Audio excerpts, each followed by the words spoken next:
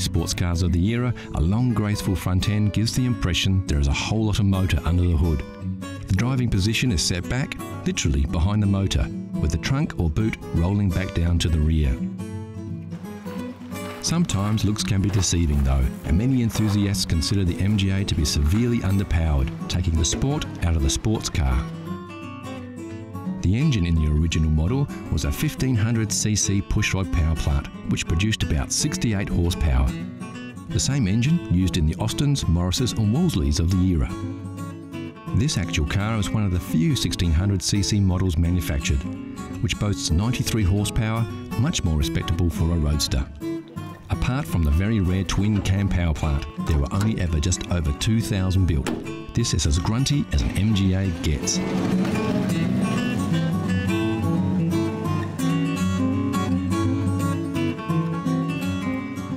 BMC did a little to reduce the weight of the MGA to increase performance. The hood and trunk lids are aluminium to lighten the load, but the car is still very heavy. Surprisingly, the floor of these classics are made of timber. We're not sure a wooden floor fits in with the modern manufacturing processes of the 1960s. What we are sure of though is the MGA owners and lovers don't care. You don't buy an MGA to go fast, you buy an MGA to go and look good while you're doing it. When the MGA was designed, looking good was the #1 concern. And if you're thinking to yourself, where are the door handles? Well, this just makes our point. You see, the MGA has beautiful lines, gentle organic curves, sweeping style. Way too cool for door handles. In their wisdom, MG left them off, instead opting for a unique cable system inside the door frame, keeping the body clean and pristine. Of course, there is one thing that is synonymous with a classic MG: wire wheels. What started out as a construction method turned into a styling accessory. The MGA doesn't boast a lot of chrome, it's simple and understated. The curves do the talking, and the wheels ground the whole package as one of class, style and power.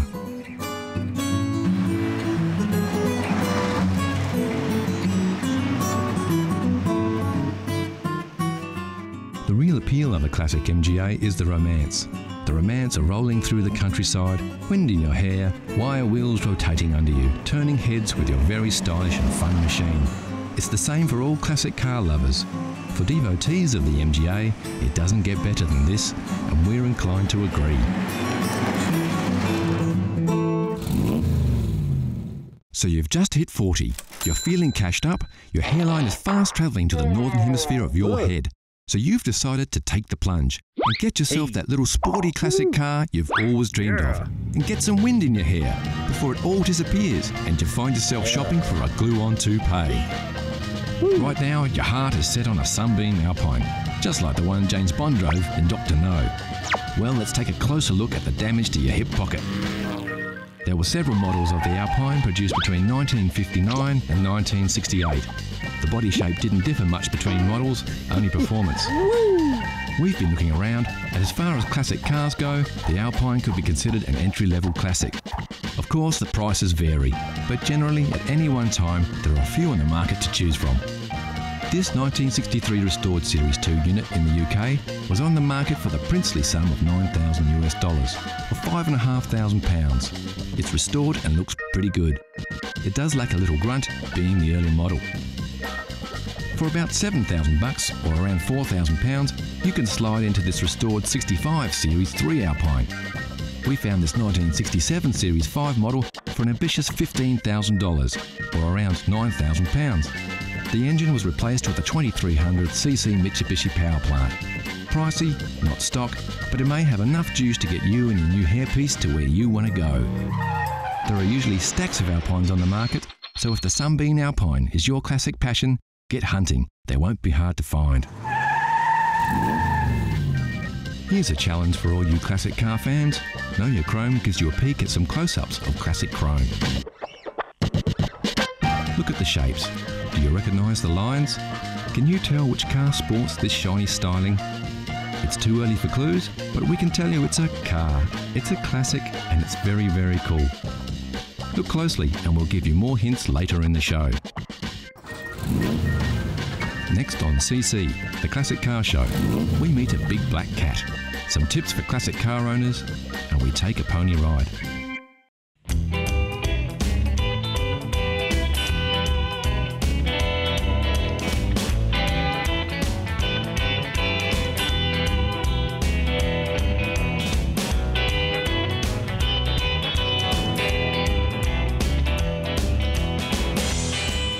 This is a 1959 Chrysler Royal four-door sedan.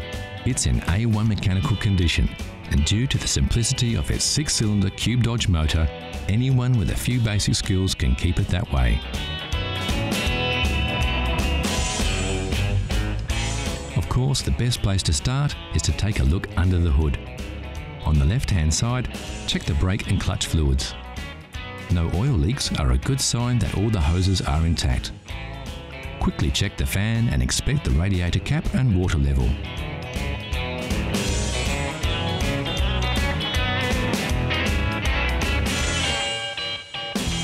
Now take a look from the other side. Check the oil level with a dipstick, then the spark plugs and cables. Inspect the battery terminals to see if they're tight and free from any corrosion.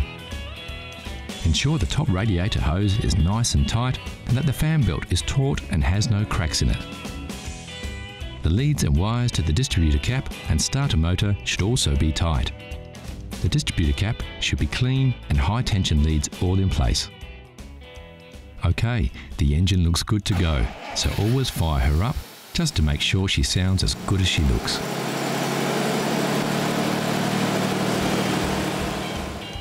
Don't forget to check the tyre pressures and make sure they're inflated correctly to the manufacturer's specifications. Also inspect the tread depth and check for uneven wear or foreign objects in the tyre tread. While the car is at the correct height, quickly check for rust under the mudguard here and under the front mudguard. The seals can be a weak spot for rust, but as we can see, everything is fine on this rust-free vehicle.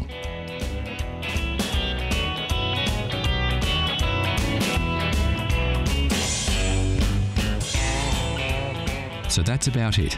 A few simple maintenance checks should keep your Chrysler Royal in great condition for another 50 years. And the best thing of all is that you can roll up your sleeves and do it all yourself. Yep, there's only one thing better than the smell of aging leather, and that's the smell of engine grease on your hands.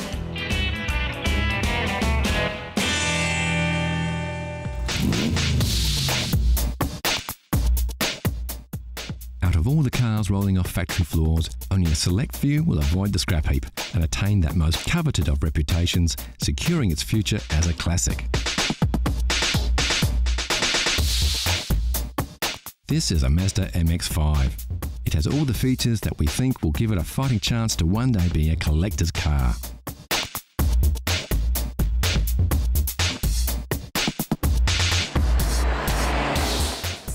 This classic of tomorrow gives you the feeling of the traditional open-top roadster with the modern comforts and technological improvements of today.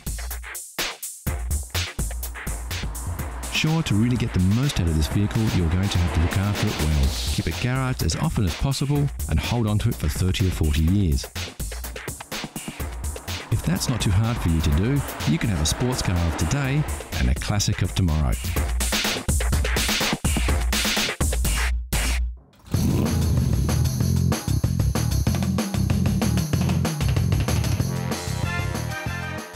Jaguar has produced a series of elegantly styled and remarkably quick sports cars since the end of World War II, and incredibly, it's a lineage that still continues to this day.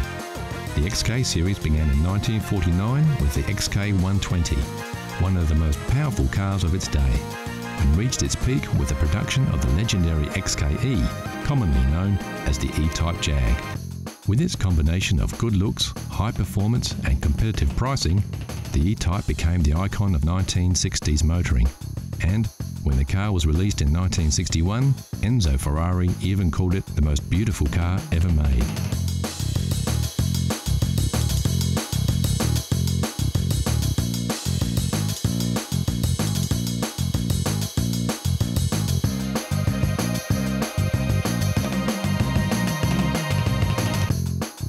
Take a closer look at the E-Type and you'll discover it's the heart and soul of another beast that makes this big car purr, and that's the XK150. built between 1957 and 1961, just short of 10,000 XK150 Roadsters, fixed head and dropped head coupes were built and sold. It was distinctively different from its predecessor, the XK140, with its curved one-piece windscreen, wider grille and high wing line along the sides.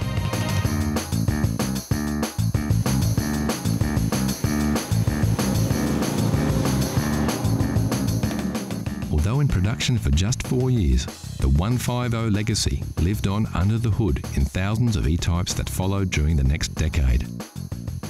In fact, the Series 1 E-type was powered by the very same 3.8 litre straight-six XK6 engine that drove the beefed-up XK150S. And boy, what an engine! It pumped out 265 brake horsepower, easily topped 135 miles per hour and could sprint from 0 to 60 in just 7 seconds.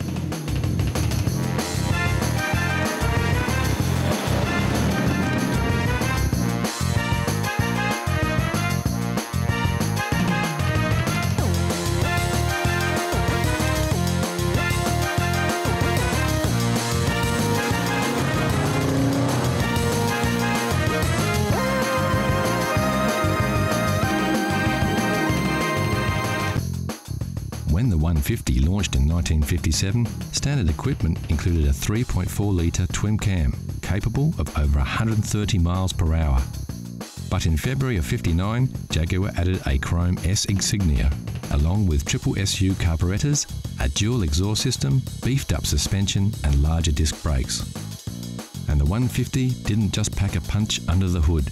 It came with a beautiful interior that featured stylish leather throughout. Roll-up windows and door handles were also new features, which until then were not considered essential equipment on sports cars of the day. And the result was a combination of excellent performance and handling with a level of comfort and luxury rarely seen in sports cars of the period. The long flowing lines of the hood hinted at what was to come a decade later with the sleek new styling of the E-Type. But its front end, unlike its successor, maintained a traditional look with classic round headlights, the vertical chrome grille, and of course the famous Jaguar badge.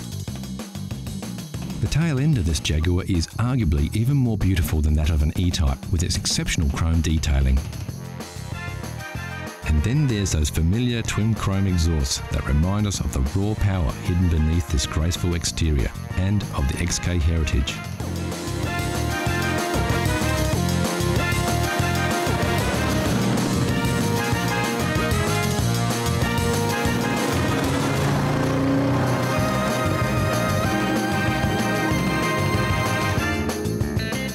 In March 1961, the first E-Type rolled off the production line and into the hearts and minds of the rich, famous and everyone with an eye for beautiful design. And its predecessors, including the 150, were quickly forgotten.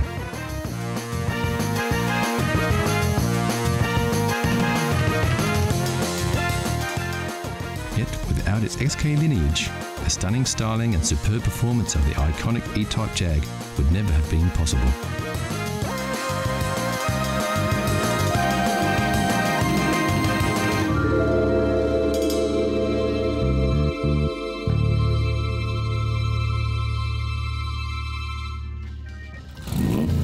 So how well did you go with your first peek? How well do you know your chrome? Here's a quick update. Did you guess it right away, or are you still pondering? Take a look at these shots. We're showing you a little more of the car here, so you should be able to pick it. The answer is coming soon.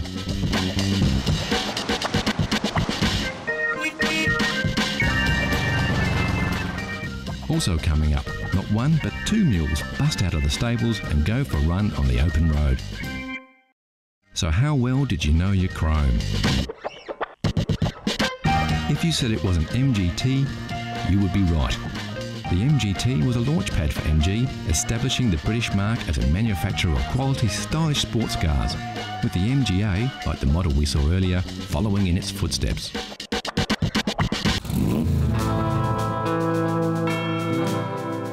The classic road trip doesn't need a destination or a predetermined route. It's less about getting from A to B and more about everything in between. It's about the experience, the thrill of the open road, the awesome beauty of magnificent vistas, and above all, about horsepower. And when you want pure horsepower, you can't beat a pony. Yep, for classic all-American muscle, your ride doesn't get any better than a Mustang. Unless, of course, you're lucky enough to have two. Meet Bo and Belle, a pair of first-generation convertible Mustangs. The first saw the light of day back in 1966. These two beauts look as good now as they did on the day they rolled off the production lines almost 50 years ago. Sporting the now famous GT badge, both these Fords are equipped with the original GT equipment package. And yes, just in case you were wondering, that's where you fill this baby up. When it comes to gas caps, they really don't make them like they used to.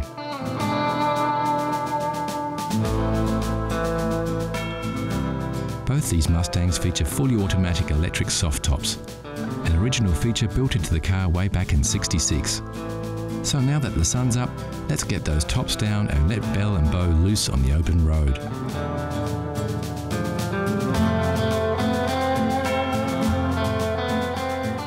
American muscle cars were built for roads like this. They like to go fast and straight. And if the road's clear, nothing gets the heart pumping more than opening up the gas and overtaking whatever's in your way.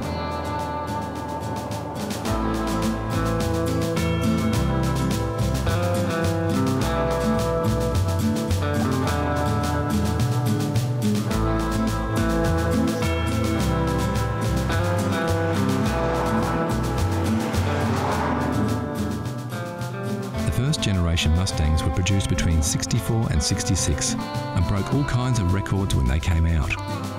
Over 1.5 million pony cars hit the road in just 2 years, and with so many vehicles out there, tracking down parts is a breeze. It looks like this road trip has taken a quick detour off the beaten track, but as we can see with their short wheelbase and wide track, Belle and Bo look just as good on the dirt as they do on the hard stuff.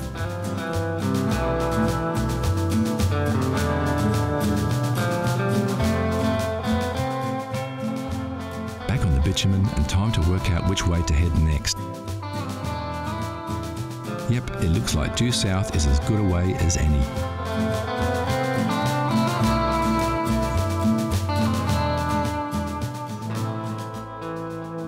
These cars came fitted with many luxury features that are still considered optional extras on many modern cars.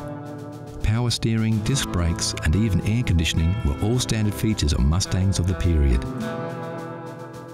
Despite their age, driving these Mustangs isn't very different from driving a modern car. Sure, they won't hug the road and don't have the same kind of turning circle, but in terms of ease, they're just the same. The big difference being that today's cars don't have as much style and charisma. So let's pull over and take a closer look at these two beauties. Both cars have their original pony interiors with those embossed stallions that remind us of their majestic equestrian heritage. Bo's seats are a classic two-tone, while Belle's upholstery is simple and clean. Both interiors are magnificent and their pristine condition belies their real age. Under the hood, these beauts look every bit as good as they do on the outside.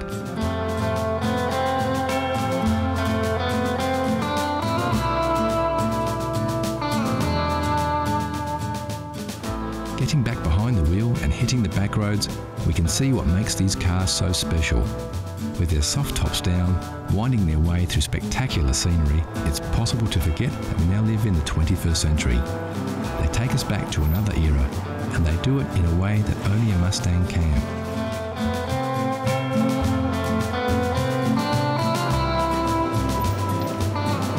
So that's it for this road trip on another road to nowhere. And what better way to bid farewell to Bo and Belle than to watch these two ponies ride off into the distance to who knows where.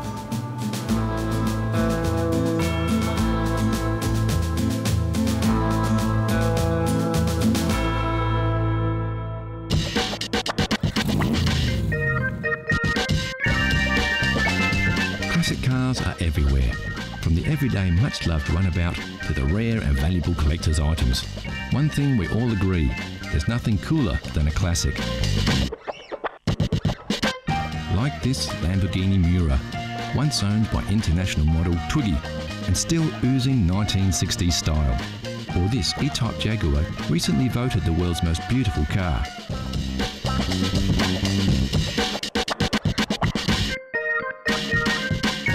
Of course, like you saw in the buyer's guide, you don't have to be rich to drive a classic, you just have to love classic cars.